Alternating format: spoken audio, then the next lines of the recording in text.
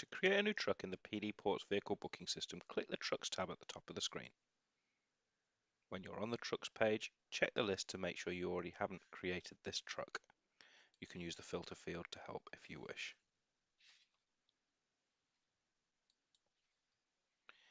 Click Create New Truck in the top right hand corner and input the truck license plate.